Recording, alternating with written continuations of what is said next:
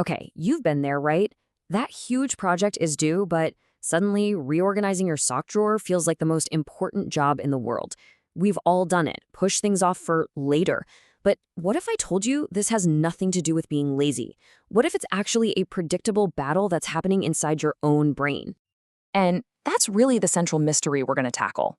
It's a total paradox when you think about it, isn't it? We choose to delay something even though we absolutely know, our future self is going to pay the price with stress, panic, and probably a worse outcome. It just doesn't make logical sense. So, what's really going on? All right, so first, let's get on the same page about what we're talking about. See, procrastination isn't just, waiting. Psychologists define it as the unnecessary and voluntary delay of a task. And here's the kicker. You do it even though you expect it to have bad consequences. Those two words, unnecessary and voluntary, are key. It's a very specific pattern of behavior, and it's something scientists have been studying for a long, long time. And it turns out this is a super common human experience. You're definitely not alone in this. While studies show that about a quarter of adults are what you'd call chronic procrastinators, like it's a consistent life-disrupting thing for them, most of us, a whopping 55%, are in the occasional camp. So yeah, if you've ever pulled an all-nighter or had that last-minute panic, welcome to the club. Okay, so if there's one thing you take away from this, let it be this. Procrastination is not a character flaw. It's not a sign that you're lazy or undisciplined. The science is pretty clear on this. It's way more helpful to think of it as an internal conflict, a full-on battle between your present self and your future self. So, let's dig into why this battle even happens. At its core, it all comes down to a really powerful bias our brains have. We are just wired to want good things now and avoid bad things now. For our brain, later is kind of this fuzzy, abstract concept, but right now, oh, that's very, very real. So here's the choice your brain sees in that moment. On one side, you've got the actual task. It feels like a lot of effort, it might be boring or stressful, and the reward, like a good grade or a finished project, is way off in the future. On the other side, you could do something else, something easy, something fun that gives you a little hit of pleasure right away. I mean, when you lay it out like that, it's pretty obvious which option the brain is going to jump at, right? And this quote from some behavioral research it hits the nail on the head. We often think of procrastination as running away from a hard task, but it's just as much about running towards an immediate good feeling. It's an active choice to feel good right now. Okay, let's get right to the heart of it, because this is the really crucial insight. So, our brains have this thing called temporal discounting, which basically means a reward in the future is worth less to us than a reward right now. We all kind of get that. But what's really fascinating is that we discount the pain of starting something even more. That feeling of, I don't want to do this, is so powerful, so immediate, that avoiding it becomes this massive, overwhelming motivator. So, what this all leads to is a huge shift in how we should think about this. At its core, procrastination isn't really a time management problem. It's an emotion regulation problem. We delay things to get away from negative feelings, anxiety, boredom, self-doubt, you name it. It's a quick fix to make ourselves feel better in the short term. And that feeling of relief you get when you finally finish at the very last second, well, that just reinforces the whole cycle. It teaches your brain, hey, see, this strategy worked.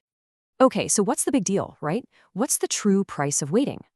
Well, that short-term relief we just talked about, it comes with a pretty hefty long-term price tag. And it goes way beyond just missed deadlines and all-nighters. We're talking about real impacts on our work, our money, and maybe most importantly, our mental health. I'm willing to bet this cycle looks pretty familiar to a lot of you, right? The assignment is given, and for days, maybe even weeks, crickets, not much is happening. Then, as that deadline gets closer and closer, the stress starts to rise, and boom. Suddenly, it's this frantic burst of activity right at the end.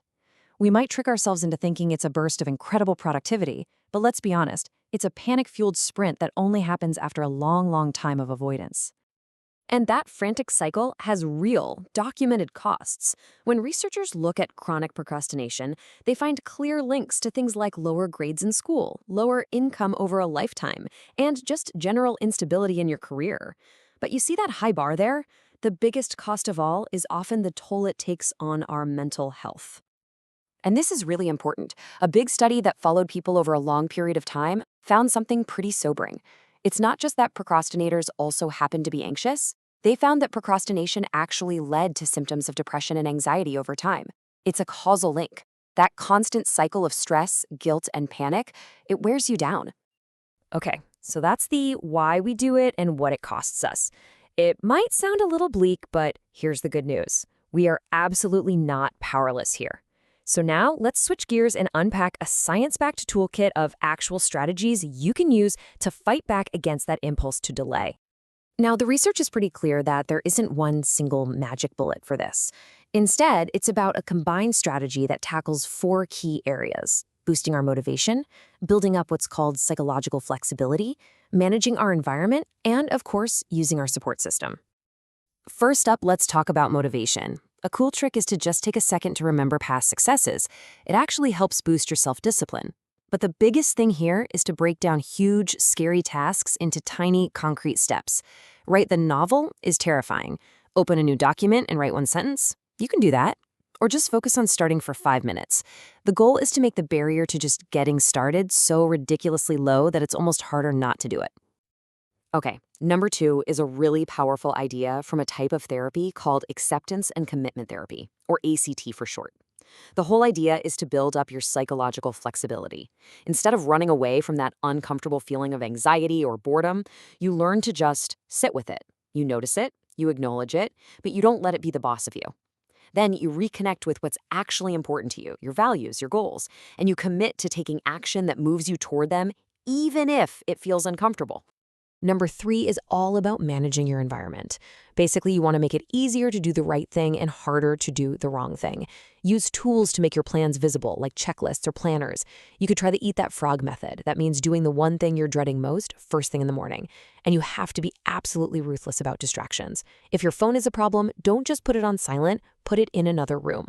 You're basically engineering your space to help you win. And finally, number 4, leverage your support system. Seriously, don't try to go it alone.